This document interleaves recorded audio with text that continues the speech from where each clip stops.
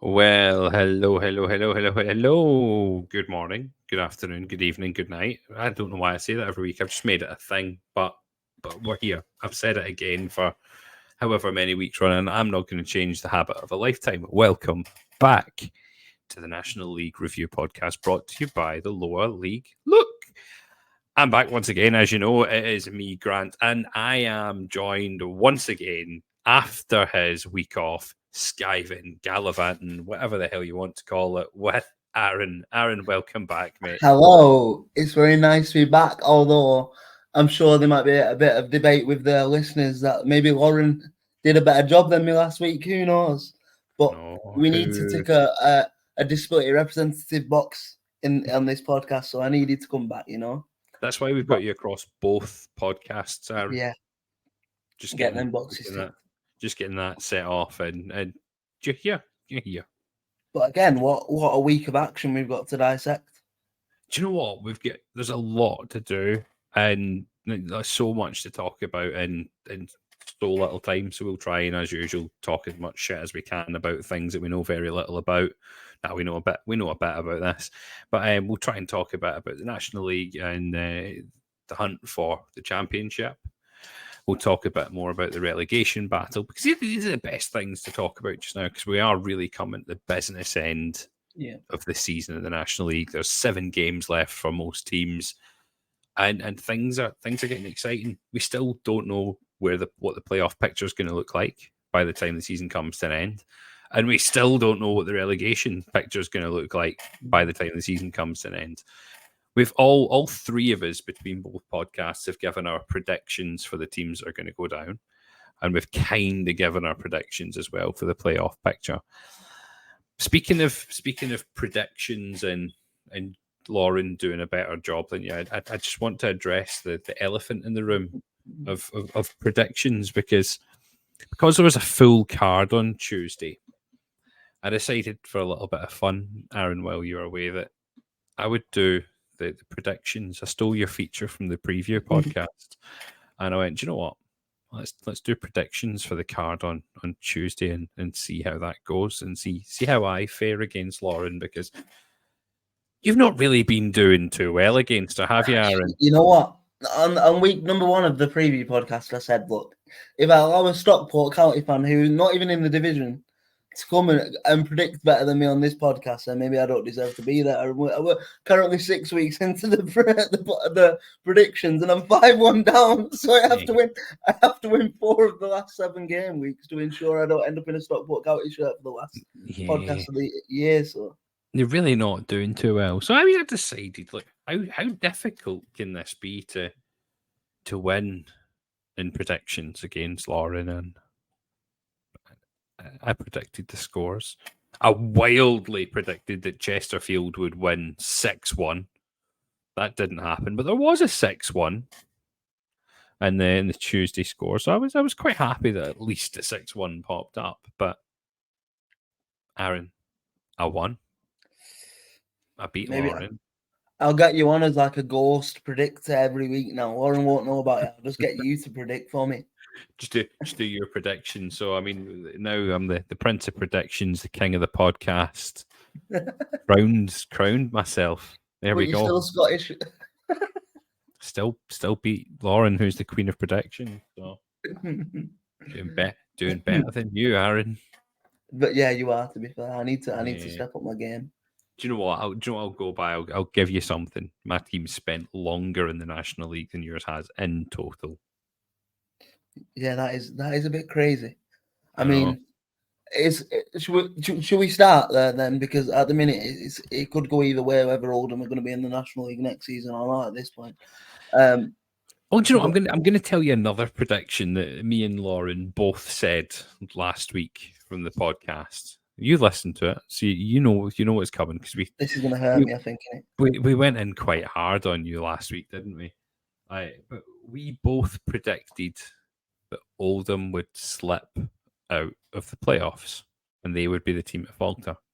Over the last couple of results, you have slipped out of the playoffs.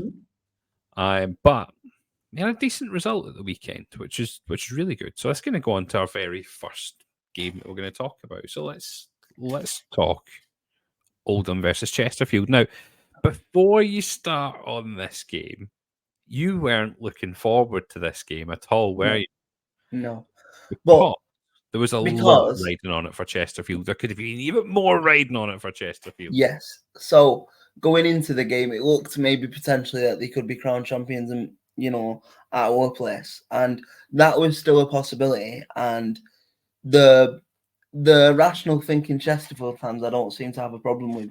The Twitter side of Chesterfield fans can get in the bin. Like, they can just get in the bin. I can't handle it.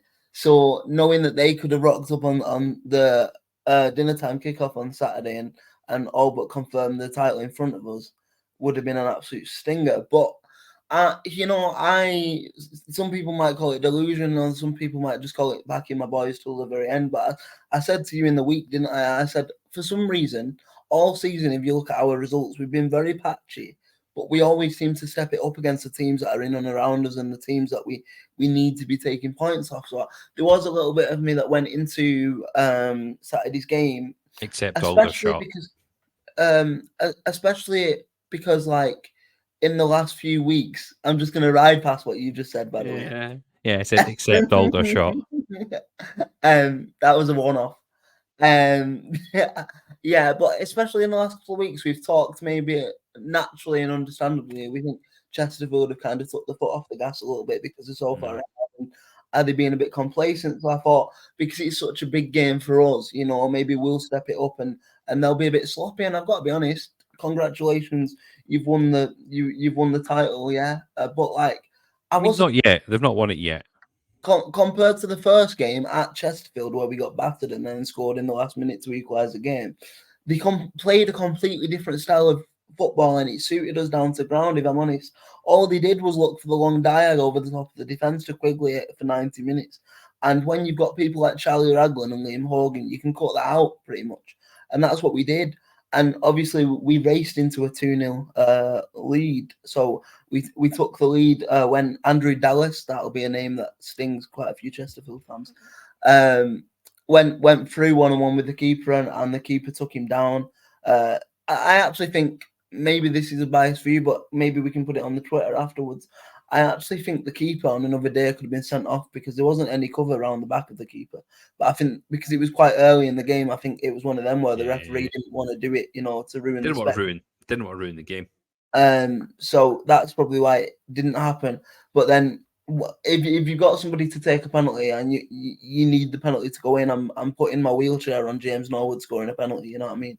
It's what he does. He's just got ice in his veins, and then we then normally, so with an Oldham lead, if we go into the lead, we'd normally sit back, but we actually didn't. We smelt blood and we went again, and we got the second through ex-Spirite man, Dan Gardner, who was playing his probably first full start in maybe 3 months because he's got the same leg strength as me. But when he plays, he is. I think when Dan Gardner is fully fit, he is one of the better technical footballers we have at our football club, and he could be a real asset going forward. But I think we just tired in the last maybe 20, 25 minutes of the game, and Chesterfield brought, Dobra and Mandeville and people like that off the bench, and they got the goal in the end. I think on the balance of the game, we probably deserved to win. But if you would have said to me before the game, we're going to be the only team across the division so far to not lose to Chesterfield in 2 games, I would have took that. You know what I mean? So yeah, definitely something to work on, and obviously the results. Because we were half 12 on Saturday, the other results went our way, really, apart from Altrincham.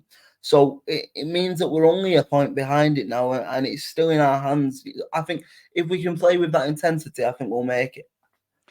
Do you think Chesterfield fans felt a little bit hard done by for the timing of the kickoff for this game being the 12:30 kickoff, considering everything that was riding on the game? Because if Chesterfield won that game and both Bromley and Barnet lost, Chesterfield would have won the league. Yeah.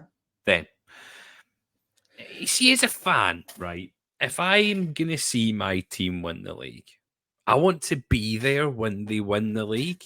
Yeah. I don't want to go and win a game and go, great, that's that done. leave the stadium away, be travelling home because you can't go to the pub and watch the Bromley game. You can't go to the pub and watch the Barnet game unless you go to some dodgy pub that's showing it on a Fire Stick. But who's going to show those games on a Fire Stick? Like anything, if anything, they'll be showing the Premier League on a Fire Stick if they're that dodgy of a pub. But they'd just be sitting watching the scores come in and flash score, or sitting watching Soccer Saturday and going, "Oh, great, we've won the league," because both those teams have lost. I think it was a really odd kick-off time. To be honest, so I think there was certain sections of the fan base from both fan bases from the away Chesterfield home game that probably brought because it wasn't to make it clear, it wasn't a TV fixture. The reason it got brought to R12 was policing, and because of the crowd troubles at the Chesterfield home game earlier in the season. So I think I completely get your point, but I do think it was down to probably both sets of fans and the way we behaved in the away game, the reason the kickoff got moved. So, yeah, and to be honest, there's a part of me that probably thinks if you're a Chesterfield fan, you know you need one more point to do it. You want to do it at home, really, don't you? Yeah, that is all they need now, isn't it? It's just a point, and that's them won the league. They can go into this weekend. Is it this week? It'll be this weekend. They don't play Tuesday, do they? Let's see. No, they don't play on Tuesday. Just double checking to see if there was, because we'll have a full card on Tuesdays just now. Yeah, so Chesterfield's next game to get a point is against Halifax this weekend. Mm-hmm. In fact, it's not even this weekend. They can win it's at Halifax, their next match on the 20th. Yeah. So it's on Wednesday they can win the league at Halifax. That's if Fax can get the pitch sorted out. It's still just shocking, isn't it? You know what's interesting to me is like I think, and this might sound salty, but I was banging the drum like maybe 5-6 weeks ago that this could be the best National League side we've ever seen. But I think the inconsistency and the complacency over the last maybe 4 or 5 weeks. Yes, you can afford to be complacent, but good teams are ruthless, and I don't think we've seen the ruthless side of Chesterfield really. If they wanted to, they could have had this league sewn up 3 weeks ago. I think they've just been on the beach a little bit and allowed teams to come and attack them a little bit. And look, they're going to win it. They're going to go down definitely as one of the better teams in this division, but I don't think they can be up there with the Notts County in the Wrexham discussion now. No, I don't think they can be ever this season, because they're sitting at 92 points. 92 points is still great. They've got 6 games to go in the league, so they can get a maximum of 18 points on that. So they could finish the league on 110 points. I don't think they will finish the league on 110 points. I think once they've got it tied up, they'll down tools. Mm-hmm. And they'll go for an early off season because it's a fairly short recovery time. I don't think anyone's up there for, Will Gregg's up there for the Golden Boot, but he's still 6 goals behind McCallum. I don't think he's going to get those 6 goals over the next games. I don't even think he featured. He definitely didn't come onto the pitch on Saturday at all, and he might not have been even on the bench. Yeah, he was on the bench. I was gonna say that. You mentioned Dobra and Mandeville being on the bench. There's also Will Gregg on the bench. Like, you sit there and you go, fucking hell, how much depth have Chesterfield got in this league? Yeah, well, he didn't come on, and I think he was scared that he was going to get shown up by James Norwood. To be fair to the fellow. So. How do you see Chesterfield faring in League 2 next season? It's a difficult one for me because our fans took great joy in, like, you're coming down again next season. That was one of the chants that we're going across, but I don't think they necessarily will do, because I think it's quite well documented that Chesterfield have, a bit like us, they probably have money behind them to go again if we need to go, if we both need to go again in different divisions. So I think they have to recruit well, because we say there's not much difference between National League and League 2, but there is still a slight difference, and I think you just have to be a bit smarter, like you can't. I was looking at their squad, and I think the only weak area for me that I've seen in the team on Saturday, and again, it could just be complacency, but I can't remember what the left back was called, but I didn't rate him at all. I think they need a left back, and obviously the goalkeeper is only on loan as well, so they're going to need a keeper, you would imagine. But I think for Chesterfield, you're probably looking at mid-table, maybe top half finish in League Two next season, properly consolidate, and then try and push on again the season after.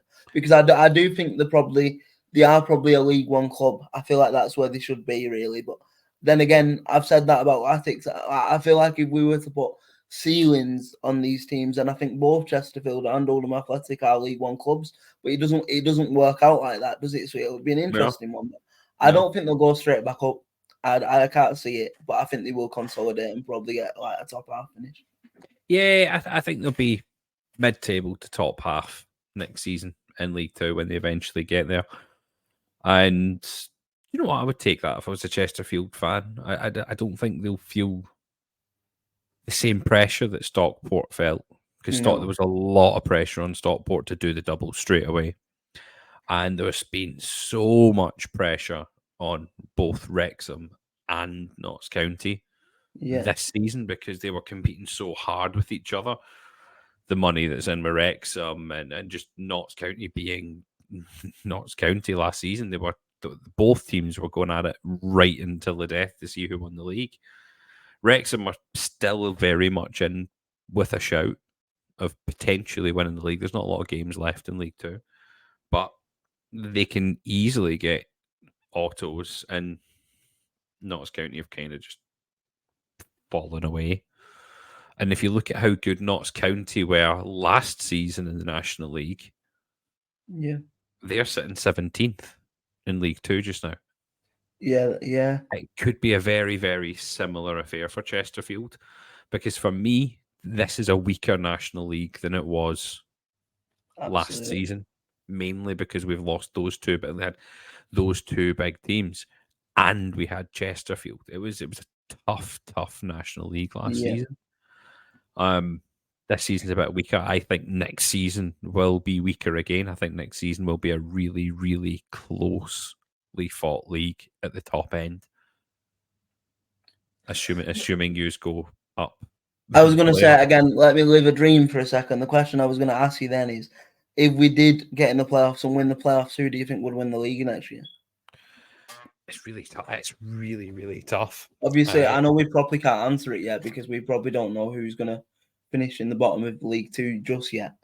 But for me, do you know what? I know it's quite an easy answer to say, but I really fancy Southend next season because I feel like if it wasn't for the 10 points, they'd be up and around the playoffs right now, or they might even be in the would they be in the playoffs now? Yeah, I think they would, wouldn't they? At Southend, if we're adding their 10 points back on, they would be sitting on 61 points and they would be in the playoffs. Yeah. And which is ridiculous that they are sitting there. Yeah. In 11th place on 51 points. And obviously, it's clear that they've got a bit of money behind them now. So, again, I'd expect them to sort of press on next year, bring in some good signings for this level and look to go again. But I also think if Altrincham don't make it, I think Altrincham have the foundations there to try and make a bit of a higher charge. Because I've said all season, and I don't know what it is about Altrincham, but I know they went on a horrendous run, but I also think every team goes on a bit of a bumpy run in this division from time to time. Like, look, we've only won 1 in 6 now, but I feel like we'll get there in the end. And I think Alty will also make the playoffs, but I just don't know whether they'll win it. But then again, you could say that about any team that are in the playoffs right now. I couldn't call it, but if you told me to call a playoff winner right now, I think I'd have to park on the fence. I genuinely couldn't tell you. You know what I mean? Say that Alty just went on a bumpy run. Alty pretty much flatlined. They lost 5 out of 6 games. Yeah, but they're recovering now, which is the important thing. 6 out of 7 games they lost. And I do think Alty. I'll still stand by even in that period. I think the reason why they lost them games were they were a bit naive and they didn't really change up the style of football. But the style of football has got them where they are now, and And I think Gateshead and Altrincham play some of the best football in this division, so they could be right up there next season as well if neither of them go. Do you know what? They'd be two teams for me that I wouldn't want to come up against in the playoffs. Yeah. And I think Gateshead, if they went up, have the infrastructure there. They've got the location. They've got a decent stadium. Shit, if you're a away fan, Gateshead, it's just terrible to sack. You're just like a fucking mile away And from it's the like pitch. in the middle of nowhere, isn't it? It's like Yeah, but they do well in League Two, I think. yeah. I really think they would do well in League Two. But Alty, yeah, mentioning that the last two games they've had, they needed that 6-1 win that they had against York. They needed to turn someone over in style just to get the bit of confidence back that they needed. And I think it was a phenomenal result for them. Fucking awful result for York again. Yeah, I was happy to see Alty do that. Yeah, absolutely. I don't know. I think Alty definitely have, and I don't even know if you could call them underrated, but people talk about, McCallum, Greggs, Norwoods in this division. But Chris Clark's numbers this year are absolutely ludicrous. Chris Like Clark is the best player in this league. Yes, I would have to agree. He is just. But I've said this in the past, like when I've seen him play at Latics, and I'm sure he'll do this. He's a little shithouse as well. But sometimes you need, like, the little shithouses are the ones that have got confidence to go on and do what they're doing, and you just the thing that I like about him is that little side of him. I think he knows how good he is and probably how good he can be, and like he's just put up some ridiculous numbers, hasn't he? He's unbelievable for what he does. I'm just going to double check the age. He's still only 22 as well. Yeah, crazy. You've got to think that Alty won't keep hold of him next season. Crazy. For me, he's going to be gone. He's going to be in League Two next season. Yes. Someone is 100% picking that boy up. But you could argue that he might be in League Two with Altrincham at this point.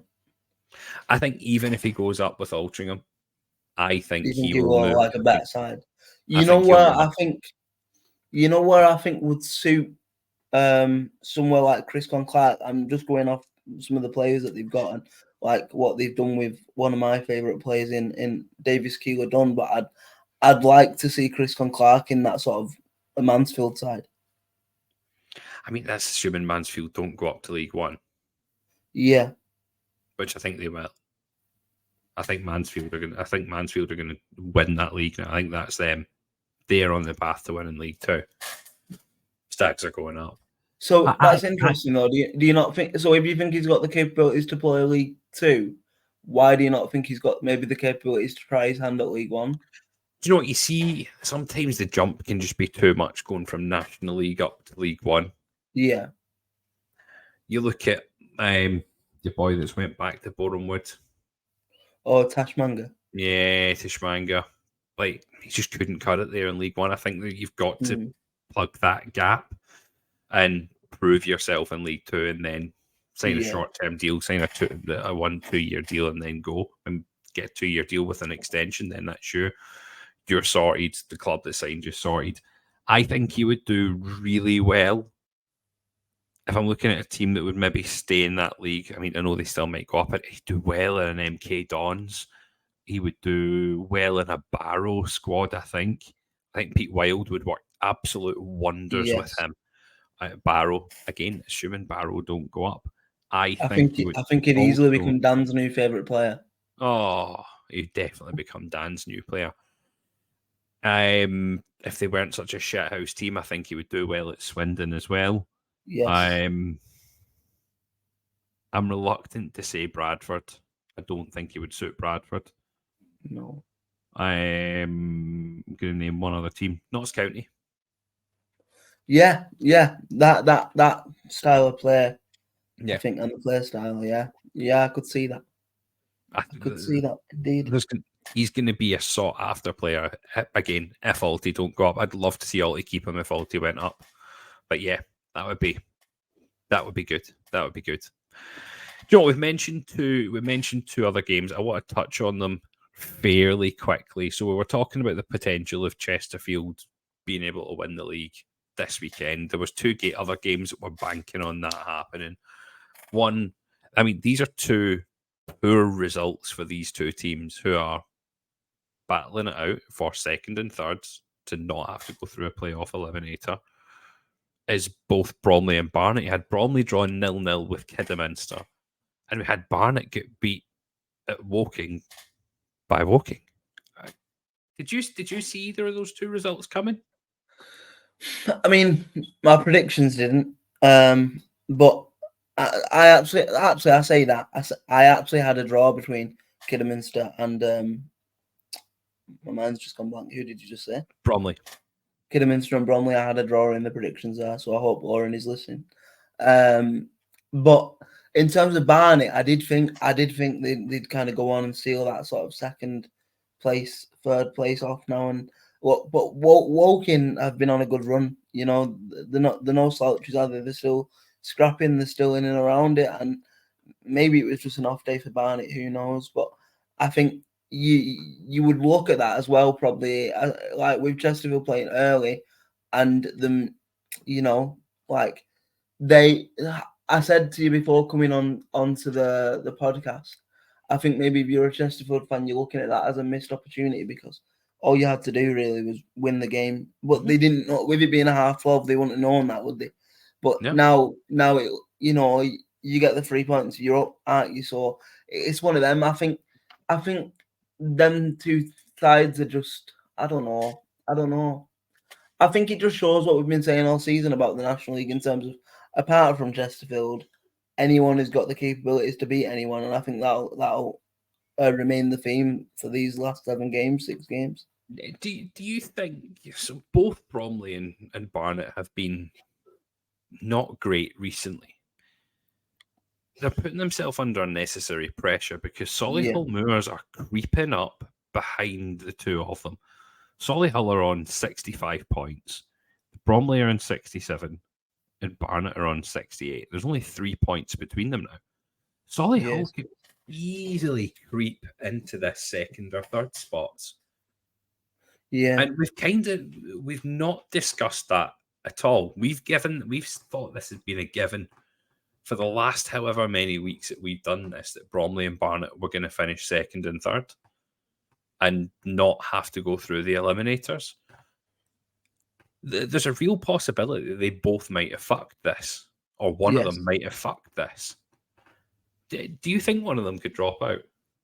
I think if it, as much as we love him, and I always really enjoy that interview we did with him, I think if one of them's going to drop out, the two, I do think it would be Bromley as opposed to Barnet, just because I feel like Barnet have the sort of experience within the squad. You know, they've got Freeman, who, like we said when he signed, he won promotion to the Premier League. You know, like not too long ago, and I just think that they're a bit of a better side to watch, in my opinion, Barnet, and I fancy them. But look, if you're a Solihull Moors fan at the minute, you've got to be licking your lips and thinking that maybe you can pounce on the opportunity. And like I said, I think this playoff place from maybe 8th or 9th to possibly 3rd at this point, I think I wouldn't be surprised if it gets decided on the last day, on the 20th of April. Yeah, I think the last day of the season is going to be huge. I was looking through Solihull's fixtures. Solihull still have to play both Barnet and Bromley. Ooh, They play Barnet on the 29th of this month, and then they play Bromley twice. Once is in the FA Trophy, and then they play Bromley on the 13th of April at Bromley. So second last game of the season. Some real tasty games here. Do Barnet still have to play Bromley, or have they played them already twice? Let's see. Barnet still have to play Bromley as well. That's yeah. They play on the 9th of April. That's going to be tasty, isn't it? That's going to be a good game. So I mean, for me, that plays into Solihull's hands. Yes. This top this second and third isn't over yet at all.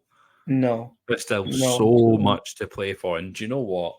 This is what excites me, is that you look at the league and you go, anything can happen. I've said all Absolutely season, anything. I don't think there's and I'll probably get League One and Championship fans in my ears now, but I don't think there's been a more entertaining league in the country, maybe bar the Premier League with the 3-horse race, but even then it's a little bit boring, isn't it? I don't think there's been a more entertaining division in this country this season than the National League. No, I would agree. Last season, I would have said League Two was, for me, by far, other than your top two battle for going up, I thought the League Two was phenomenal last season. The National League this season, it's so wide open, both at your top end from second, third, fourth. Then the remainder of your playoffs, it's down to what, ninth, I think, can possibly get in. Yeah, ninth. I think it's the cut-off now. So you've got Oldham and Halifax both sitting in 59. Then you've got a 7-point deficit to Rochdale. I think that's too much. But then you look the other way around. You look at Rochdale, who are sitting in 52 points, down to York on 43 points. There's only 9 points there. Yeah. I mean, it's crazy. I think Rochdale have probably done enough. I think Yeah. Southend on 51 have probably done enough. I think from Dagenham on 49 down to York on 43, no team there from 12 down is safe. Yeah. And a poor run could drag you right into that relegation battle.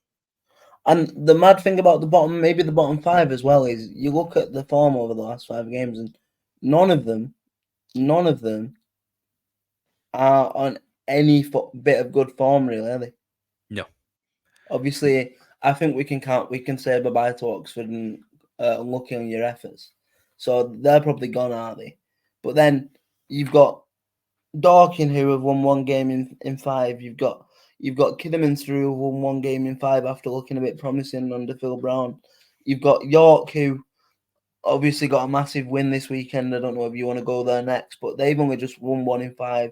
And then you've got Boreham Wood, who have won 1 in 5. You know what I mean? It's like they all want to go down. It seems like there's not one that's like, I've got a chance here. They're all just giving each other chances.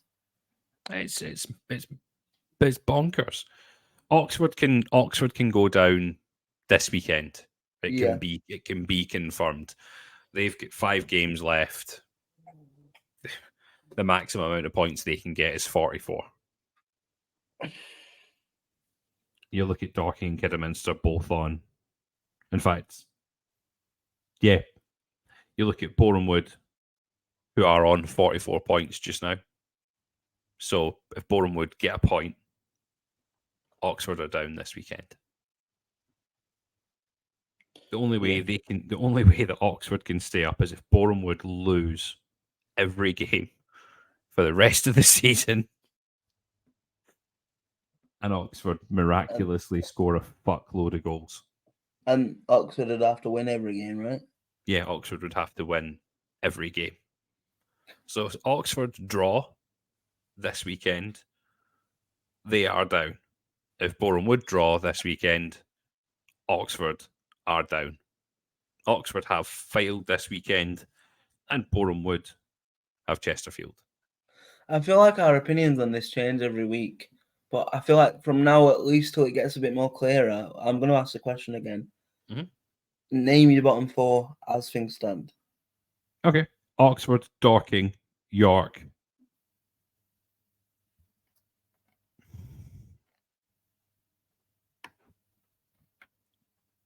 I'm going to still say it failed. You think Fylde are going to go, yeah? Yeah, I think Fylde are going to go. See, so I'm going to go Oxford, Kidderminster, Dorking, and then I think I'm going to go Maidenhead. I think York are going to do enough.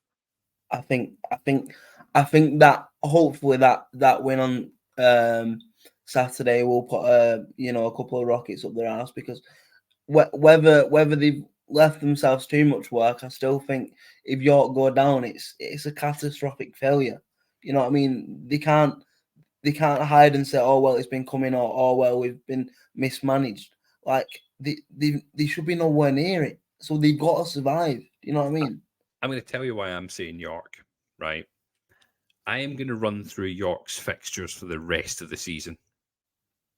Okay. York have Bromley, Chesterfield, Halifax,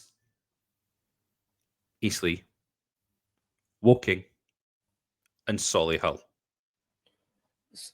I think them two, the Woking and the Eastleigh games are the ones that they've got to be picking maximums up if they've got a chance in it. They're massive, massive games, and they have to win them. The rest of them, I don't see York picking a point up from. It is crazy because I understand it, obviously, and I might sound ignorant right now, and I know no club wants to go down, especially when you've had X level of investment. But am I right in thinking Hinslewood's maybe had 6-7 games on this? The proportion of the fan base that want him gone already to me is it just. I get it. You don't want a manager to take you down, but also like give him time. You know what I mean? And you would think if the worst case scenario did happen, he'd probably be the best best person to get you back up again, because look at what he did in that division last year Yeah, or this year. So I don't know. I thought the appointment was just wrong. I didn't think it was a good appointment. I thought the appointment at the time should have been John Askey. I thought that would have been the best appointment at the time. People are saying get Hinslewood out and bring John Askey in now. I think John Askey now would be fucking disastrous for them, because for me, you see what he done when he came into Hartlepool. Hartlepool were a team with no confidence whatsoever, and he drove the confidence of a fucking banana skin into them and made us somehow worse. We were good for a short spell, but then we just became terrible. We didn't know how to defend. Our good defenders became worse. The only good player that was really done anything under him was Manny Disarue, and I just thought every player got worse under John Askey. I don't think he would be the man to drive York to safety, because they need someone who's going to instill confidence in them if they get rid of Hinslewood. Now, there's no point. Stick with your man. You've given him money. Suck it up, deal with it, go down and try and bounce back. They will hemorrhage players next season, because there's no way they can be paying $4,000 a week for the likes of Tipo Akinyemi. well, this is it. This is it. Do we not think Ugly might be a little bit of a? I was going to say loose cannon then, but I don't want us to get fucking took to court. I'm going to say fucking basket case. Yes, thank you. There you go. There you go. Grant's took us to court. No, but in terms of like you say that they've got hemorrhage players, but what I think they'll just try and buy again. No, You see if they do the same. If they go to buy again, right? If they're doing the same in the National League North, they still have input into the playing squad, which there's rumoured to be. This is not my opinion. This is rumours that I'm seeing in the playing squad by the owner and the players who are starting at this, that, the other. They will face the same problems again in the National League North. If they continue to buy again, York will find themselves in real fucking financial difficulty. Mm-hmm. That's the long and short of it. He needs to be smarter with the players that he's buying. He needs to let the manager decide who he's bringing in, build his own squad. He's going to have to sell in the summer. There's no way you can pay the wages that he's paying just now in the National League North. It's not sustainable. They're not going to be bringing in the money. You don't get the TV money in the National League North. You won't get the crowds coming in that you're getting. You won't get like your away supporters from Oldham. You won't get your away supporters from Hartlepool, your Chesterfields. They'll all be gone. If they go down, it's an absolute disaster for York and a disaster for Matt Ugler. And it's been a failure of a season for him. This season's already been a failure of a season for him. I tell you what, I know it's a bit off topic, but if you're Yeovil fans, was it? Mm-hmm. It was Yeovil that he was supposed to take over. And you've got to be counting your blessings, right? Yeovil fans will be laughing. Hartlepool fans are laughing because he was interested in us as well. Really? I mean, yeah, we've still got Raj Singh, but at the end of the day, at least he's not driving the club down. Yeah. Like, we're still mid-table in the league. there was a brief moment where we had a shout of getting back into the playoffs. That's gone. That's when you decided to put on the stupid bet with me. Do you know what? Happily, if you finish in the playoffs, giving 20 quid to charity. Nice. I'm happy with doing that. When we went down last season, I said I would be the minimum I wanted was playoffs. I am, with the way the season started, I will be fairly happy with a 12th, 13th finish, as long as we can build and crack on next season. Do you think you need a takeover in the summer then? I would. Do you think that has to happen? I think it has to happen. Yeah, I really do think it has to happen. A bit more of a feel-good factors came into the club since Kevin Phillips came in as manager. I mean, at the weekend, we kept our first home clean sheet since November 22. Our last home clean sheet was against Doncaster. That's fucking stinking. When you told me that, I thought you meant 2023. I questioned you on it, didn't I? I was like, what? Over a year since we kept a clean sheet at home. That's crazy. Right. Do you know what I'm going to do? We've went off-piste so long, I've not done a break yet. So I'm going to introduce this week's adverts, this week's sponsors. Everyone, we will see you in a minute because we've been ranting and just talking general football. So we will see you in a minute. And welcome back to part 2 of your National League podcast, brought to you by the Lower League. Look, we're back. I mean, are we just going to continue this kind of ranty style? You know what? I got to be honest. I know we have to cover certain games, but I've enjoyed this one a little bit more than don't get me wrong. I know every podcast needs a bit of structure, but also when there's so much going on in the division, like it's just better to talk about our thoughts and feelings in it and just see what it takes us. And I think that's what we're doing today. Exactly. We've kind of the first half we had kind of cordoned off to talk about your old the Chesterfield's run, and then the Bromley and Barnet situation at the M1 in the league. But then it kind of brought into Solihull Moors, and we were just like, do you know what? Let's just roll with this. It's good. It's good. The final thing that we really had to talk about in that first half was, do you know what? I think this is a good thing to kick off part 2 with, is the England C squad that was announced the other week. You said you really wanted to talk about that. So for those that don't know about England C squad and what that entails, Aaron will tell you a little bit more about it. Yeah, I'm Scottish and I don't deal with England C squad. I think that this is quite a good concept, really, because it allows non-league players and national league players to put on or represent the country, which I think obviously every player wants to do. And I just think it's really smart the way they do it. So basically, every year, as far as I'm aware, there's an England C international.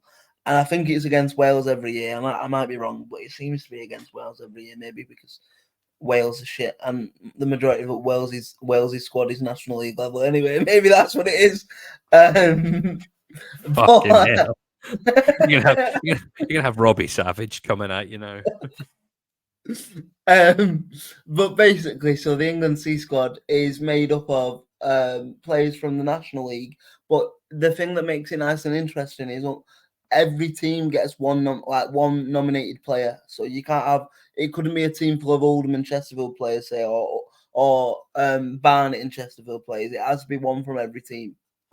So I think that really makes it interesting, and it makes players play together that probably wouldn't really play together, and it's got different probably ability levels in the team, so it makes it a nice sort of even game, even playing field, and it's just a really interesting concept to me. Yeah, it's good. I mean, I was having a look through the list of players that we've got there, so I'm just going to run through. I'm going to run through the squad and see who we've got. So we've got Grant Smith from Bromley. We've got Will Stanley from Chester City. Chester City getting a shout in there as well. I'm Gus Scott Morris from Southend, Ollie Harfield from Aldershot, Tom Eastman from Dagenham, Jamie Grimes from Chesterfield, Miles Kenlock from Ebbsfleet, Isaac Marriott from Alty, Ed Francis from Gateshead, Reece Smith from Maidenhead United, Dan Pybus from Dorking, Callum Stead from Barnet, Manny Disarue from Hartlepool United, Ollie Pearce from Worthing, Paul McCallum, surprise, surprise, from Eastleigh, Callum Maycock from Solihull, and then you've got your contingency players of Jaden Mundell-Smith from Wealdstone, Adam Senior from Halifax, Chris Bush from Bournemouth, Jack Lambert from Kidderminster Harriers, now Kirby from Oxford, George Sykes Kenworthy from York, John I can't see his name, John Ustabasi from Fylde, Tyree Sinclair from Rochdale, Kelly Evans. Is it not Dion Kelly Evans? Yeah. Put it backwards. Dion Kelly Evans from Woking, and Tom Conlon. So that squad's been updated a little bit because since that announcement, the original announcement, Tom Connellan's actually made it into the proper team now because I think there was an injury somewhere. So yeah, but I think it's funny, isn't it? Because I get the idea of it being fair, so you've got one representative per team, but I do wonder how they do it because unless I've missed it again, you don't need to go through the list. Who is Chesterfield's representative? Jamie Grimes. Because how, like, I don't know. How can you pick? Yeah, but for me, I'm thinking English players, and it pains me to say it. I mean, again, he didn't play on Saturday, so it just shows the squad depth. But you've got to be giving Ollie Banks his flowers there, right? Surely. You would think so. You would think so. But yeah, like I got to be honest, and it's probably not the nicest thing to say on a National League podcast, but honest opinions and all that. I don't know whether I'll be watching the live stream of the game or not. I might watch the highlights. The game's on tomorrow. It's a tomorrow kickoff, so when you're listening to this, well, depending when you're listening to this, it's on Tuesday, the 19th of March. Kickoff is at 7:45. You'll probably be able to find the live stream somewhere. Is it? I don't know where would be showing it. So last year, all you had to do was put England C team in YouTube, and all the different live streams came up. There we go. I think the Welsh FA was streaming it. I think I forgot who else. In fact, the National League YouTube channel might be streaming it as well, I think.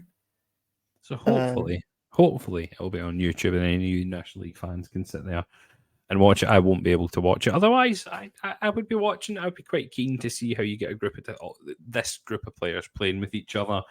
I'd love to see Manny Disarui and Paul McCallum playing up front together. I think that'd be a fantastic front two. They've both scored so many goals between them this season. You're talking, 40-odd goals between them this season? Crazy. Absolutely. So, yeah, McCallum scored... you're talking almost 50 goals. McCallum scored 30 in the league. Disarui scored 19 in the league. Yeah. Obviously, Greg can't feature for England C because he's played for the Scottish national team. You've heard it there. But yeah, I think that'll be good. I think it's a great initiative, and it does give all your National League players a good opportunity to play. Mon the National League Lions. Come on, the boys. I wondered what Aaron was doing there because it was going really, really quiet. So for those who are listening on any podcasting platform and not watching this on YouTube, Aaron has discovered how to add captions into the bottom.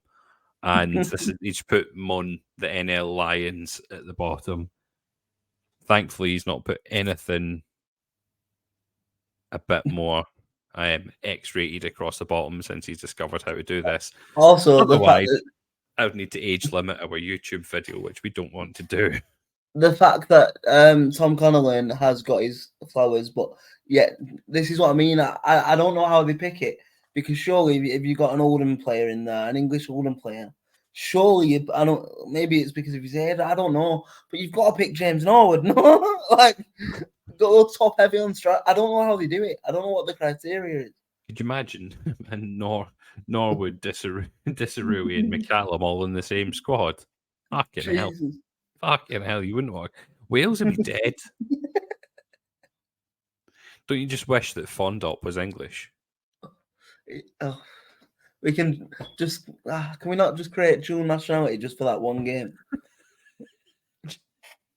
Just to see Fondop pull on an England top. Could you imagine it?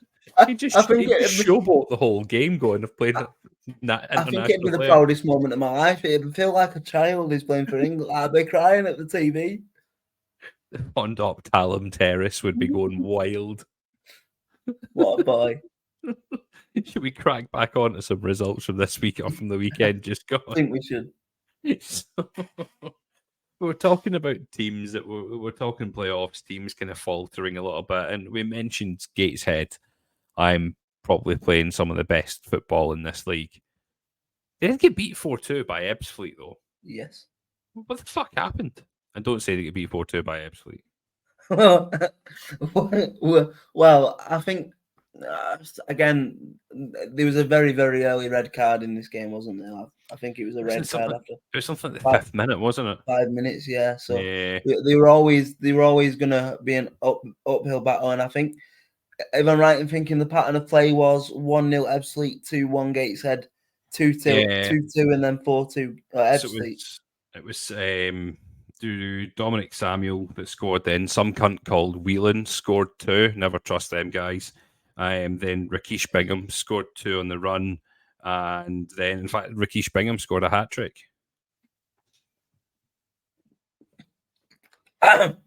You're right Sorry, there. I got something caught in my throat. Sorry. Yeah.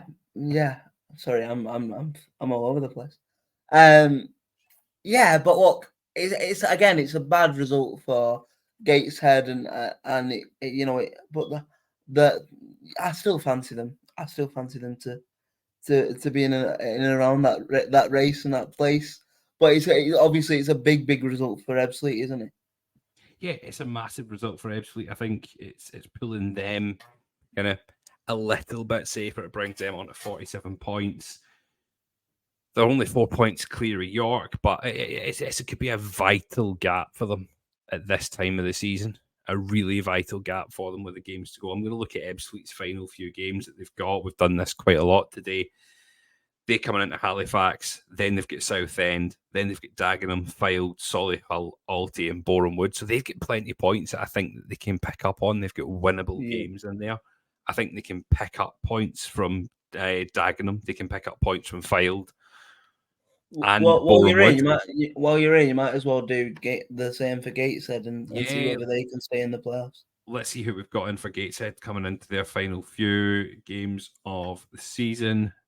So they've got Alty, then they've got Hartlepool, then they've got Rochdale, then Fylde, Aldershot, Maidenhead, and Bromley. So that's a tough run. That they've got a tough run. They've got to be sitting there going, do you know what? Alty have had a bit of a rocky run. We can maybe pick up points there. I would probably fancy, I don't like saying this, I would probably fancy Gateshead to pick up points against us at Pools. It's at Gateshead, so they should. Same with Rochdale, they should feel that there's points to pick up there. Fylde, you've got to think there's 3 points. The thing is, as the team chasing them down, I was just about to say to you, the ideal situation on Saturday would be us beating Daggers away from home, and then Altrincham and Gateshead drawing, and then the week after, I need you to do me a big one and beat Gateshead, please. Do you a solid and just beat Gateshead? It's a bit of a derby match. We never really treat Gateshead as a derby, but it's the old Northeast. Yeah, of course. Yeah, it's Northeast game, so it's a wee bit of a derby match there, but we've never had any bad feeling with Gateshead. Our old fullback Carl Magny is involved heavily at Gateshead, so there's always a bit of good feeling at Gateshead. Then the final 2, they've got Maidenhead and then Bromley, last game of the season. Tough last game of the season where both teams could have a lot to play for. Yeah, and the thing is with Gateshead there is I think there's, like you just said, there's games that they could win, but there's also very tough games in there as well on paper. Yeah. So yeah, it's anyone's really, isn't it? It really is anyone's coming into these playoffs. Now, I'm going to go into the next team that's involved in this in the playoffs as well, and the team that you said is the worst team out of the top few. You've said this countless times, and I just think the way they play football annoys me. But then they've gone on a run of a lifetime, so it's a bit stupid of me to say it. I'm desperate for them to finish above you. I really am desperate for them. Man, I thought we were building a strong. You can't just.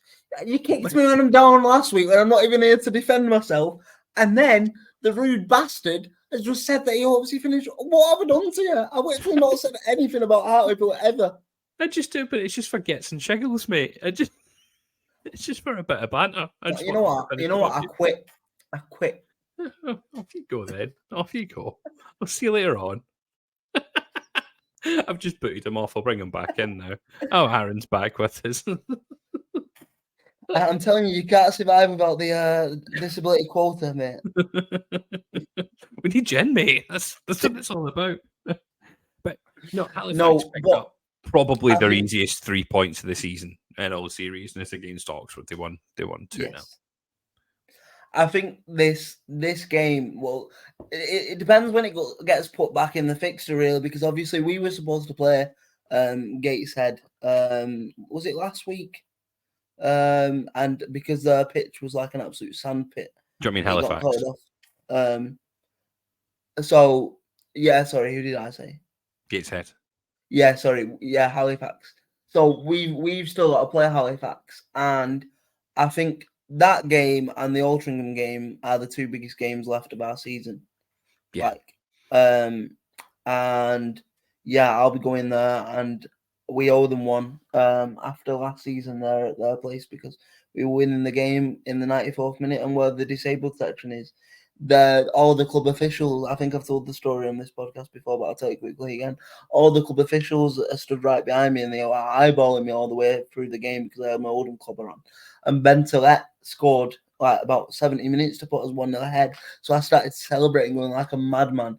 And they scored in the 95th minute to equalise it. And I ended up having a fucking barley with the physio. And the physio was like going at me. And I thought, I'm going to get my head kicked in here.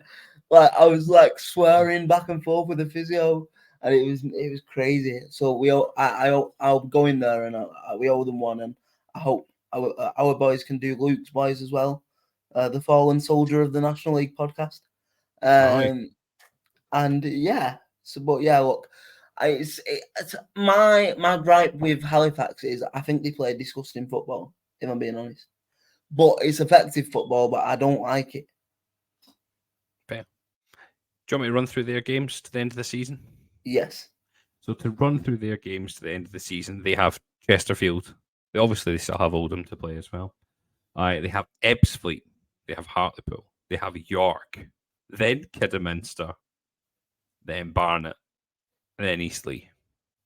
The thing is, we so on paper you'd expect them to be Ebbsfleet, York, and Kidderminster.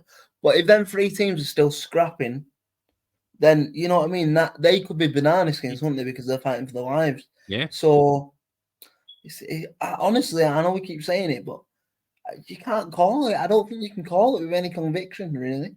It's a really, really tough one. It's such a tight league, and yet almost anyone can beat anyone in this league, apart from Dorking. Sorry, I had to get that in. I'm not getting Dorking down for this week.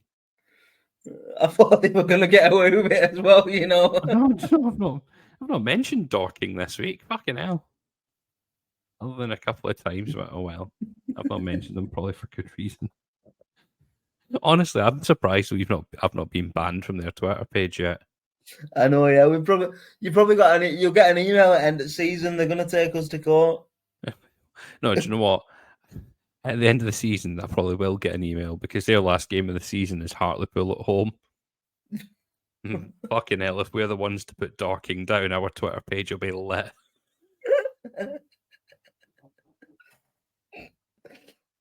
When they were at ours, there was a film thing that Dorking done at ours. So you know the thing that you were saying that you watched. Matches, yeah. So Dorking done a film at Pools, and there was Mark White giving it big licks at ours. And I was just like, I just really wanted to go the other way and us to just send them fucking down. I would love it. The thing is, what Grant doesn't realise is tonight he's actually finally sent me the credentials for the Twitter account, so I could stop this happening now. Nah. Whether I will do is a different story. I'll just change the password.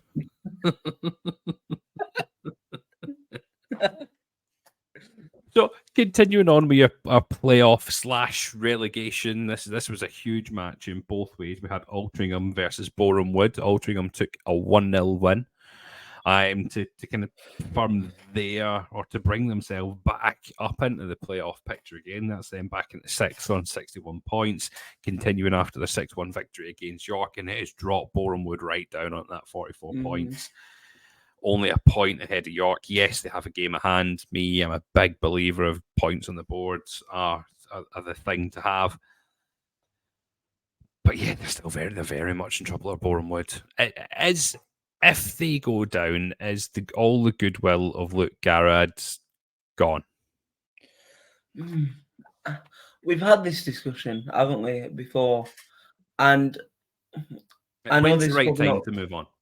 Yes, I would say yes because, and I know this is probably not what Boreham Wood fans want to hear, but I obviously you don't want your team to go down, but I don't think Boreham Wood going down to the National League South is as big and as detrimental to York going down to the National League North in terms of Boreham Wood have an aging side. They have a side that's done them very well, but they have an aging side, and a relegation might be able to like bring fresh. I know you can get fresh blood in a new season if you survive and the finances might be there.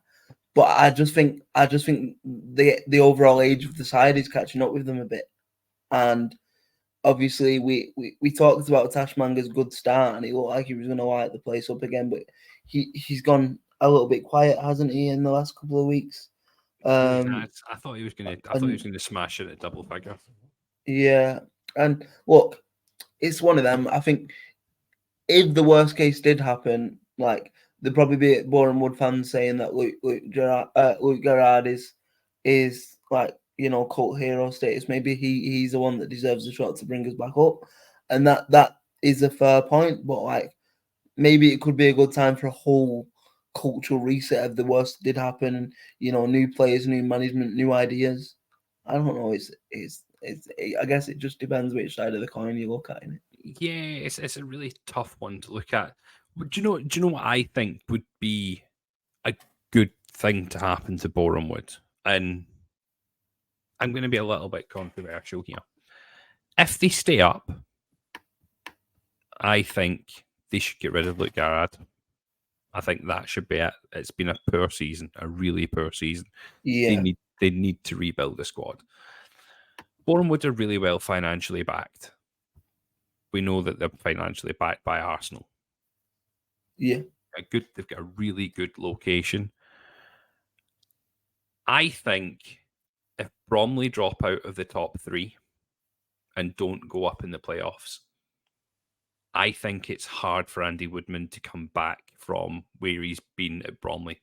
He's already been in the playoff picture where he's been in not the top two places for it, but he's went through the eliminators and been knocked out, then didn't get in, and then he's back in the playoffs. And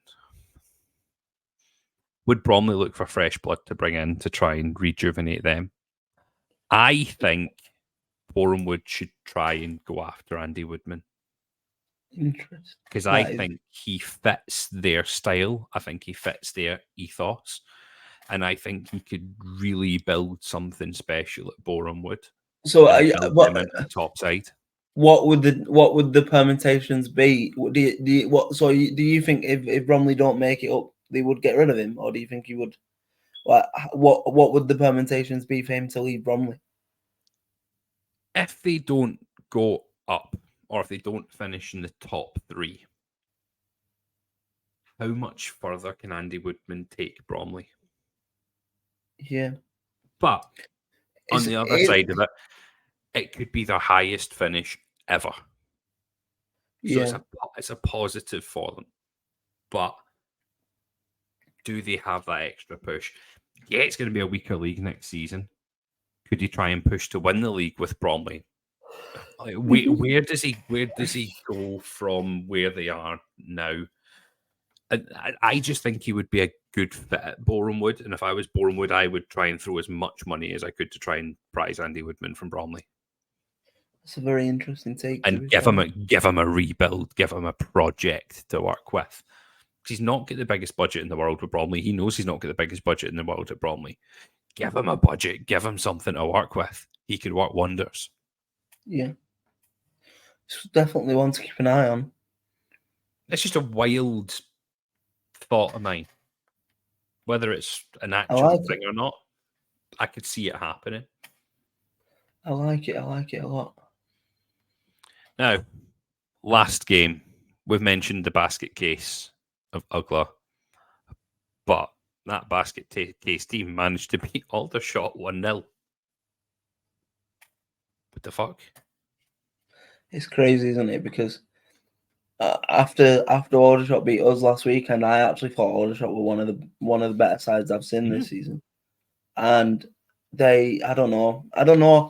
Like I said earlier on, I think at some point it's got to click for this York side, and they've got to realise that they are deep into the fire, you know, and because like we keep saying, and they might think we're being dramatic, but I don't think it is. I think it is detrimental to the football club on all aspects if York City go down. Mm-hmm. So I think they've realised that now, but whether it's too late, who knows? Like, you know, but they have to. The thing is, they have to back this up now. They can't just be like, "Oh, we've done it once. We can take," you know. They have to go on maybe a run of 2-3 games now, in my opinion, if they're gonna get where they want to be and avoid that relegation. They've got such a hard run of games coming up. I just can't see it happening. We mentioned earlier on, we've got Bromley, we've got Chesterfield, we've got Halifax as their next 3 games. They are 3 horrendous games for them. They're horrible fixtures for them. There's no avoiding that. The thing is, though, like on paper, and I've said this all season, York's side should be nowhere near the bottom 4. So they've got quality in the team. So is it not now down to the quality? Like, yes, obviously it is a hard run for where they are, but is it not now down to that for that quality to start trying to show a little bit? And it's not because shown in the last 40 games, though. It's not shown in the last 40 games. Yeah. We're 40 games into the season, they're sitting 21st. The table doesn't lie. They're shit.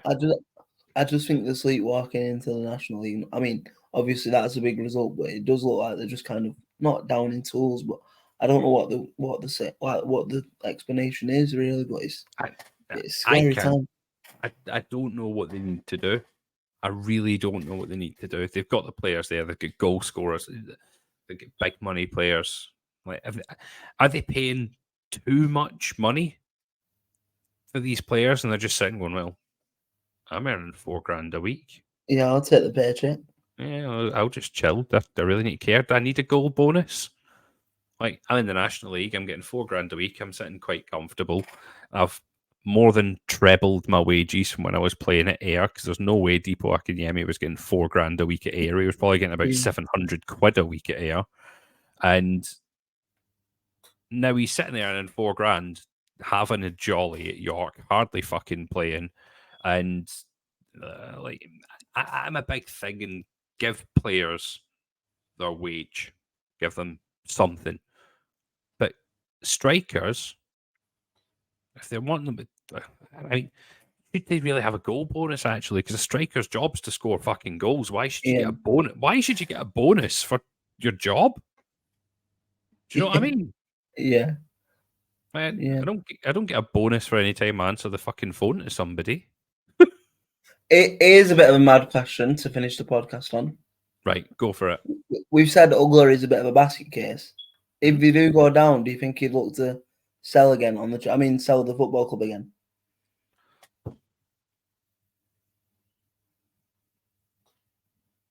I think that would spell the end for York for me, because I don't know who would come in and meet the price that he would want.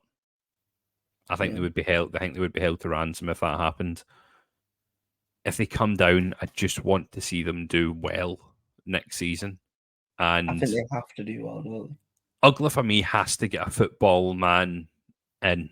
I've said this about countless clubs. Folks say, why do you need a director of football at a National League level or below? You just do. If you're an owner who's a business guy or has daddy's money, a football club isn't a toy.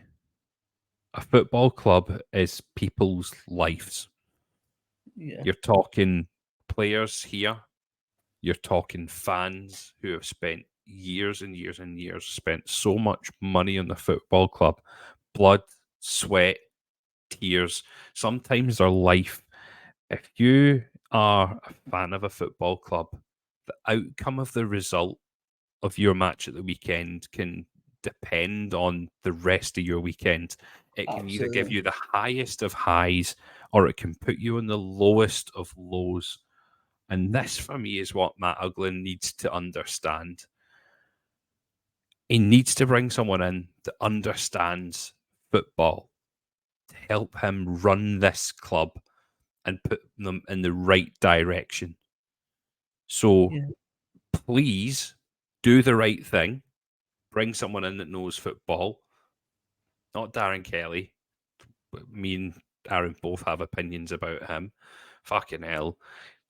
Just get someone else in that understands the game and Mhm. build a successful club. You've got all the tools there to be successful. You've got the money there to drive this club into League Two. Fantastic facilities. You've got great facilities. You're in a great location. Who doesn't like York? Just do the right thing, build the club properly, and just do it right for fuck's sake. Yeah. That's me. I've had my rant. Yeah, no, I agree, and you know what? I actually felt a bit stirred then, a bit like we should go and do something. I feel like if you're gonna clip any part of this podcast and put it on the socials this week, that is your they may take our lives, but they'll never take our freedom. That is your moment. Get it on the Twitter. It's certainly the part that should be clipped. I think we all know what part is going to get clipped and put on an out of context page if this ever gets an out of context page. But we'll talk about that after. should we wrap it up for the night? I think so. Yeah, let's do it. Yeah, let's do it, everyone. Like, thanks once again for listening to the National League podcast brought to you by the Lower League. Look, don't forget to go and rate us 5 stars on Spotify if you've not already. Go and do it now. It takes about 2 seconds to do. So if you write a review, write whatever the hell you want. Call me a prick. Call Aaron a prick. We really don't care. It's just a 5-star rating that we want. Do the exact same on Apple or any other podcasting platform that you might be listening to this on. If you're watching it as on YouTube and you've not subscribed already, hit the subscribe button and the little bell at the bottom to give you notifications whenever our new content comes up and goes live. You will get early access to content as well, rather than having to wait to the launch on our podcasting platforms. Everyone, have fun, stay safe. Aaron, We'll see you on Friday. we'll see you on Friday for the preview cast with Aaron and Lauren. Don't forget to listen to other podcasts, everyone. We've been the Lower League. Look.